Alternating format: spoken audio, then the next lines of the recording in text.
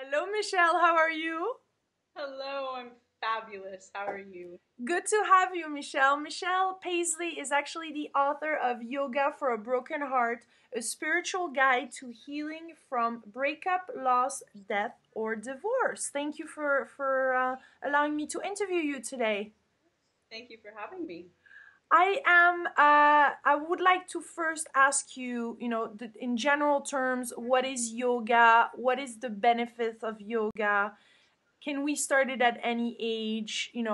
Is that a philosophy? Is that actually a sport? Tell us more about yoga, because you're a yoga instructor. You have a yoga studio in California. You're definitely a yoga master. So I want to hear all about it. Yes, yoga, in a nutshell, means union.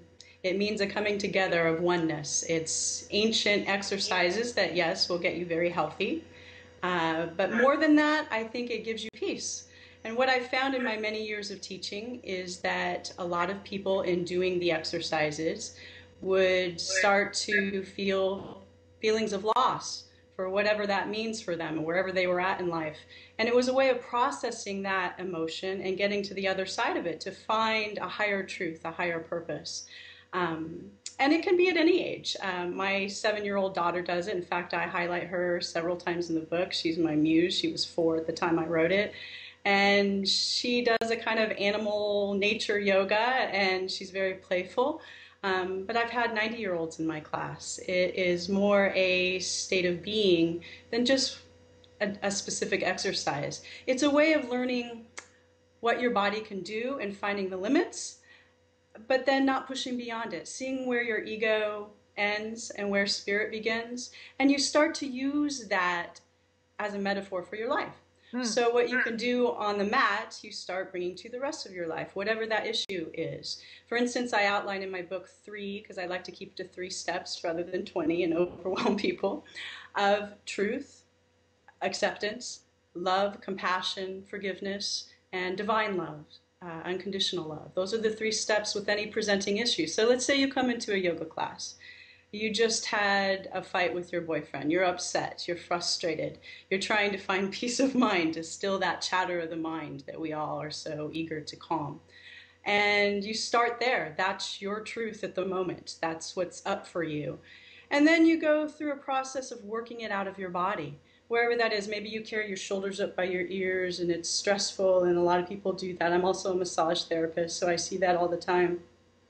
And as you start to relax that down, memories come up, the old conversations, the chatter is going crazy. But the more you breathe, the yogic breath is essential, your prana, your life force, then you start to feel better. You're working it out of your body, you're working it out of your system.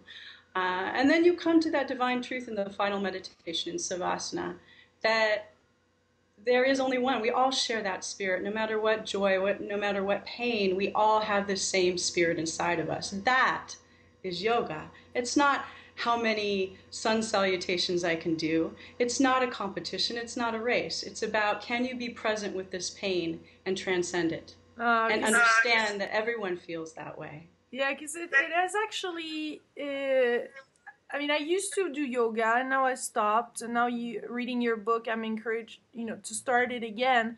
Good. But I have to say, it's quite intimidating. I'm tall, I have it that because I'm tall, I'm not very flexible. I mean, it's quite intimidating for beginners to even want to start, because we're scared to look ridiculous. And there's those people that actually twist upside down and do all those crazy things. But there's different stages, right? There's classes for beginners, and there's very, very gentle yoga.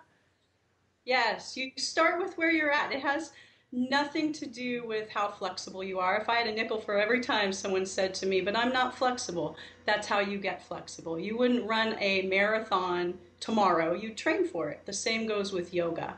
That's what I love about my book, my own book, is that it's not scholarly. It's not intimidating. It's not a stepping into a yoga studio and you're scared to death because you feel you're too fat, stupid, whatever. All those, again, that chattering of the mind that we start talking down about ourselves. It's not about any of that. It's about you, your internal world.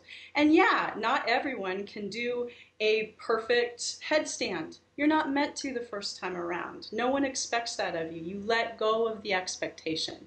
You let go of the end result, and you laugh at yourself, and you may fall, and that's okay. There are days that all I can do is sit in child's pose.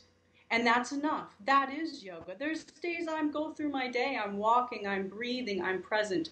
That is yoga. There's days I'm anxious and restless and I need to do a powerful kick butt program. And at the end, I can finally relax Mm. and stop that chattering. So what I have in my book are not just, yeah, they're yoga poses that you can see a lot of places, but I explain the emotion behind it, where you're feeling when you may want to do it. If it's exploratory, if it's a time of rest, restorative postures, if they're active poses, again, if you're feeling anxious, you're going to want to move it out of your body. There are different feelings of where you're at. And even if you're in a studio, don't be afraid to do what you need to do. I've had students that in the middle of a power active class were sitting in savasana. And other people had a hard time with that. It's not about other people. It's about you and your Mm. own spirit and your own pace. And leaving So the ego at the door. absolutely, it's not about your ego. Check it. It's about, and if all you can do is do it at home, my God, how wonderful is that? Have the discipline to every day devote 10 minutes. It doesn't have to be 3 hours. It can be 10 minutes of time for yourself, for your highest self.